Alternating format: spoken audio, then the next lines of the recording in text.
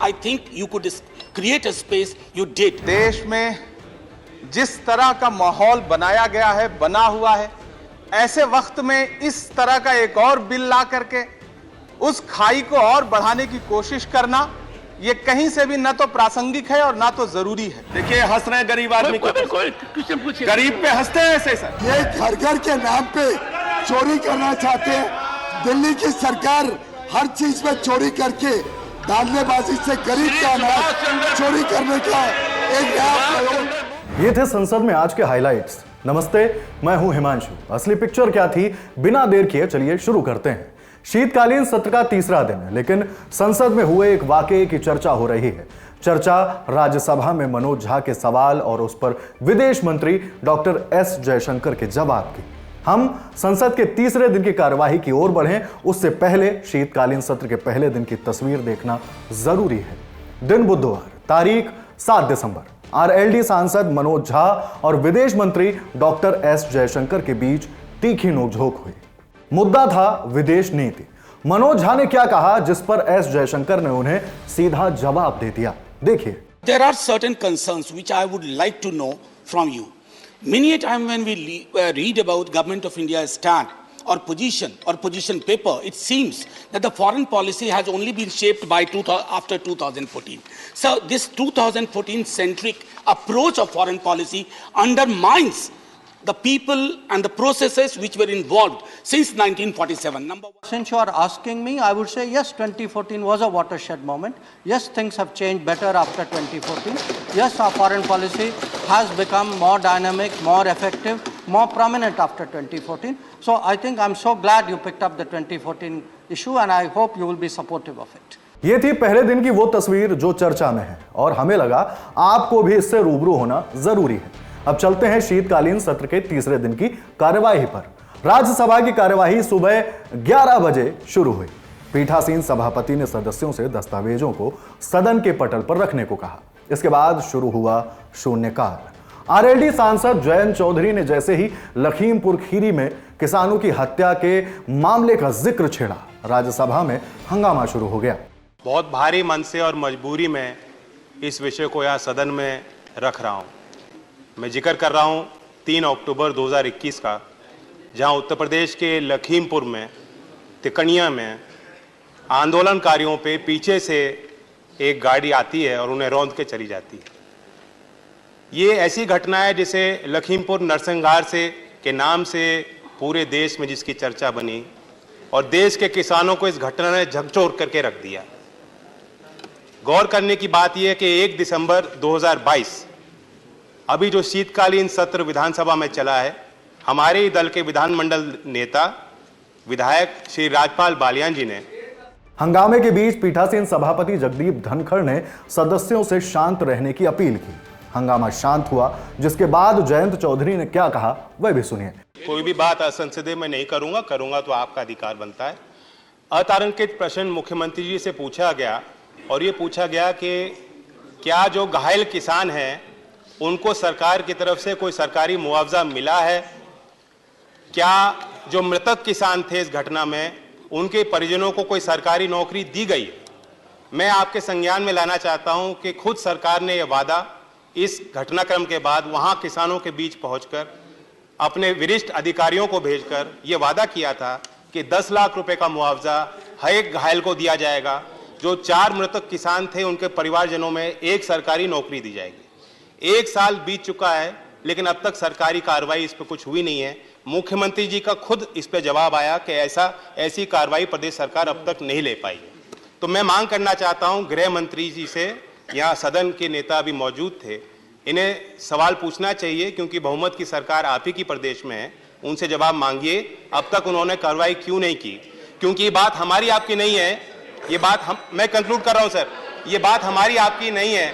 सरकार पे जनता विश्वास क्यों करे अगर आप सरकार वादे पूरे नहीं करेगी? बिहार से आने वाले बीजेपी सांसद सतीश चंद्र दुबे ने प्रदेश में जंगल राज होने का दावा किया। उन्होंने कुछ घटनाओं का जिक्र करते हुए क्या कहा, देखिए। पश्चिमी चंपारण नरकटियागंज के अपराधियों के द्वारा नगर परिषद के सभापति प्रत्याशी राजेश श्रीवास्तव की गोली मारकर हत्या कर दी गई। अगले दिन एक होटल संचालक बेतिया के सूरज बैठा की हत्या जिले में हो गई। 7 दिसंबर को दिन दिहाड़े एसबीआई बैंक को लूट हो गई। भागलपुर में सरेआम महिलाओं को टांगी के से काट के कुल्हाड़ी से काट के मार दिया गया। आज जंगल राज पार्ट 2 पे बिहार चल पड़ा है। अतः आपसे आग्रह करना चाहता हूं कि मैं सत्याग्रह की धरती चंपारण से आता हूं और उस पवित्र धरती को बिहार की महागठबंधन की सरकार आज जो कलंकित करने की काम कर रही है, इससे बड़ा दुर्भाग्य कुछ नहीं हो सकता है।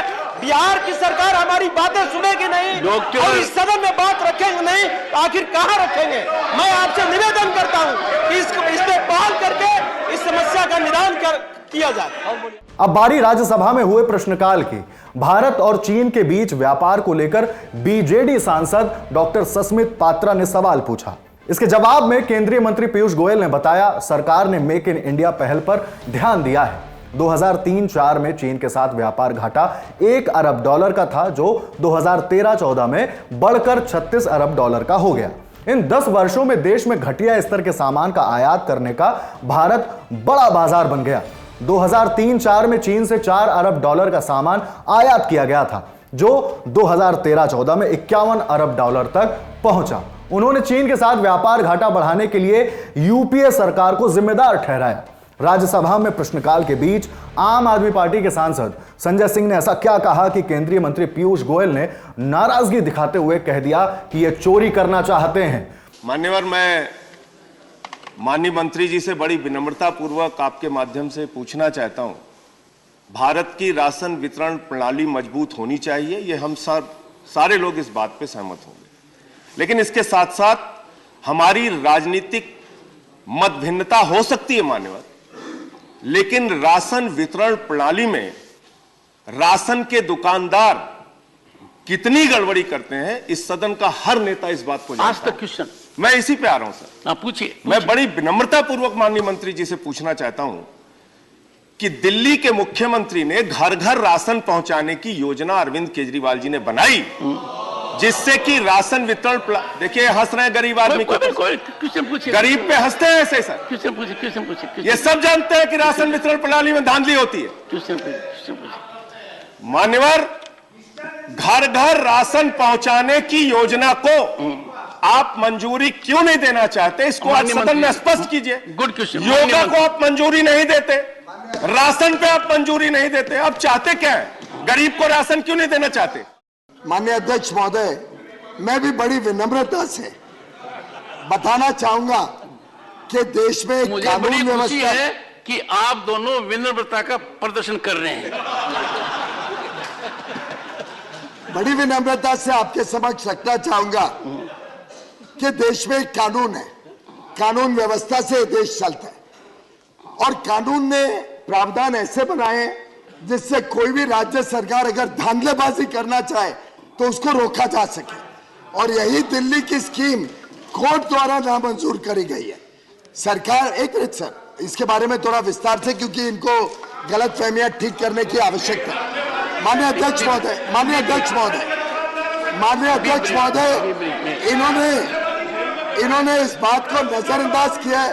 माननीय अध्यक्ष महोदय, माननीय अध्यक्ष महोदय, इन्होंने इस बात को नजरअंदाज किया है कि फ्री फेयर प्राइस शॉप भी राज्य सरकार के अंतर्गत चलती है। एक्शन क्यों नहीं लेते अगर वो गलत काम कर रहे हैं? राज्य सरकार की जिम्मेदारी है कि वो उसमें एक्शन ले। और ये घर घर के नाम पे चोरी करना चाहते हैं। दिल्ली की सरकार हर चीज में चोरी करके धांधलेबाजी से गरीब का अनाज चोरी करने का एक नया प्रयोग, पहले दारू में चोरी, अब अनाज में चोरी। ये चोरी की सरकार चोरी को इंस्टीट्यूशनलाइज करना चाहती है।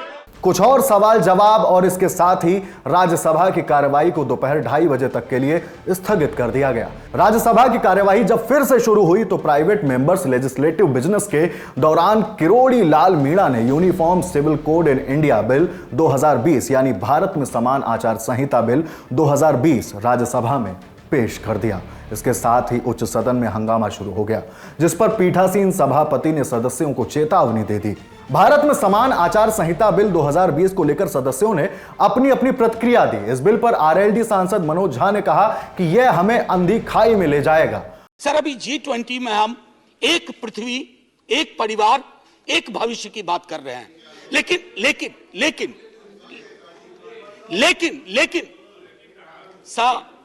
सर मैं पेन के लिए नहीं देने के लिए खड़ा हुआ हूं। मैं माननीय सभापति महोदय जी के मैं ये कह रहा हूं सर कि उसके लिए आवश्यक है कि दुनिया को की दीवारें गिराने के लिए अपने घर की दीवारों को भी गिराना होगा।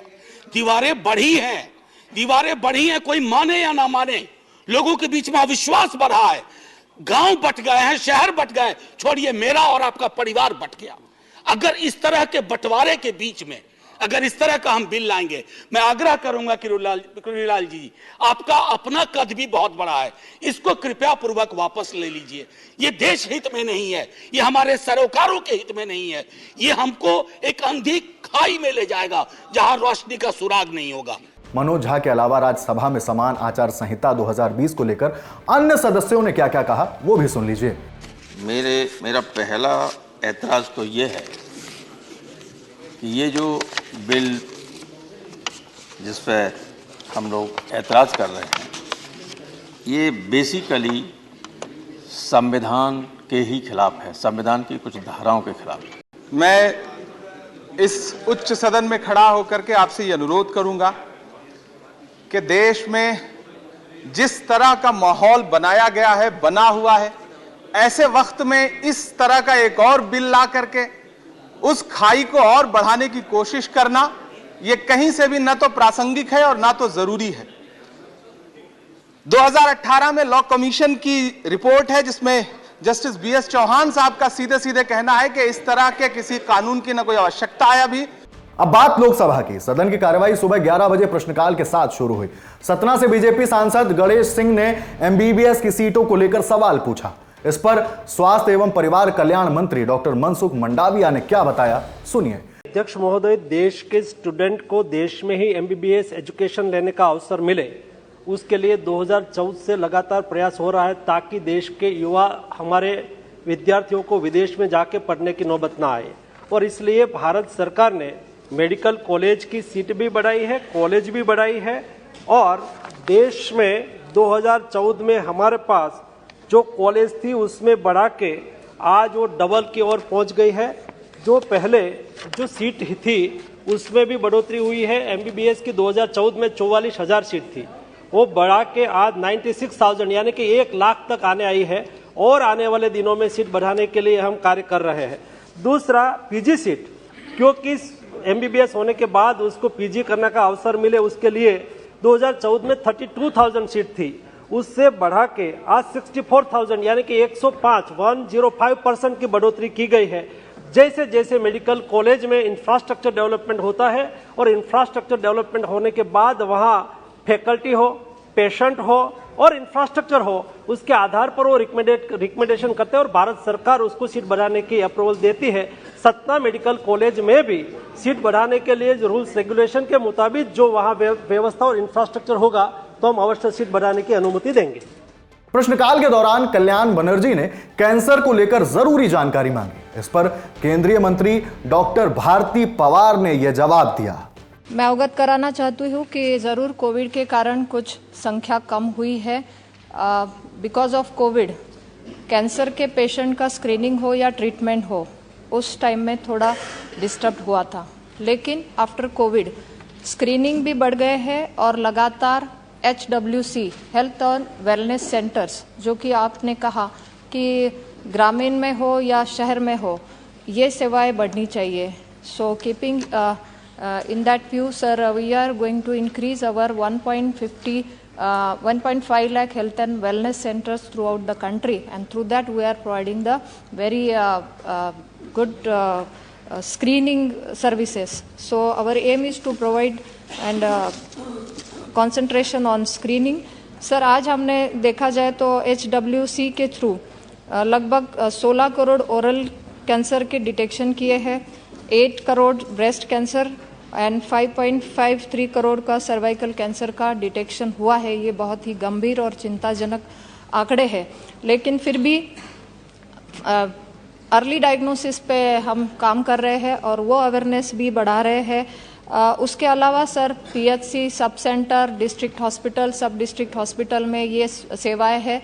उसके बाद सर टर्शरी केयर के लिए पेशेंट को सुविधा मिले, इसलिए लगातार जैसे पहले जवाब में माननीय मंत्री जी ने कहा कि मेडिकल कॉलेजेस, एम्स बढ़ा रहे हैं। और उसके अलावा सर हमारे 19 स्टेट कैंसर इंस्टीट्यूट्स लगभग बढ़े हैं इन 8 सालों में और 20 टर्शरी कैंसर केयर सेंटर्स बढ़ाए गए हैं, जिसमें सर वेस्ट बंगाल में हमारे 3 टीसीसी है, टर्शरी कैंसर सेंटर्स, और उसके अलावा national cancer institute eight Jhajjar जो कि बहुत बड़ा सेंटर खुला है, और Chittaranjan national cancer institute Kolkata में है जो कि 460 बेड का। सर ये लगातार प्रयास हो रहा है कि कैंसर के लिए सुविधा हर एक जिले में, हर एक स्टेट में उपलब्ध हो। धन्यवाद। इसके बाद सदन के पटल पर दस्तावेजों को रखा गया। कार्यवाही आगे बढ़ने के साथ संविधान अनुसूचित जनजातियां आदेश दूसरा, तीसरा, चौथा और 5वां संशोधन विधेयक 2022 पेश किया गया। लोकसभा में शून्यकाल शुरू हुआ। कांग्रेस नेता अधीर रंजन चौधरी नोटबंदी के बाद की स्थिति बताने लगे। हंगामा बढ़ा। जवाब के लिए झारखंड के गोड्डा से बीजेपी सांसद डॉक्टर निशिकांत दुबे खड़े हो गए। जमकर हंगामा हुआ, सुनिए। सर जब तक सर स्विस बैंक की सवाल होते हैं कि काले धन जो रखते हैं उसको गोली खा के, रात को नींद की गोली खा के सोने पड़ गए, जो कहे थे हमारे प्रधानमंत्री जी। आज स्विस बैंक में सर पिछले 14 साल में सबसे ज्यादा 30,500 करोड़ आज स्विस बैंक के पड़ा हुआ है। सर भ्रष्टाचार की मुद्दा में आज ये हिंदुस्तान की यह हालत हुई है कि 2016 में हमारे सर रैंक था 79, आज आ गया 85। सर फर्जी नोट 102% बढ़ चुके हैं 500 रुपया की नोट पे, और 55% बढ़ चुके हैं 2000 रुपया की नोट पे। सर इसलिए मैं ये कहना चाहते हैं धन्यवाद सभापति महोदय। ये कांग्रेस की जो घड़ी है सर 1950 में रुक गई है। जिस वक्त ये 17 लाख करोड़ की इकोनॉमी थी सर, उस वक्त भारत की इकोनॉमी 1 ट्रिलियन की थी, आज 3 ट्रिलियन की है, जो कि 5 ट्रिलियन होने वाली है। दूसरा नोटबंदी जो है सर, जो आरबीआई ने कहा कि हमारे कारण ये नोटबंदी हुआ और ये वेल थॉट प्रोसेस था।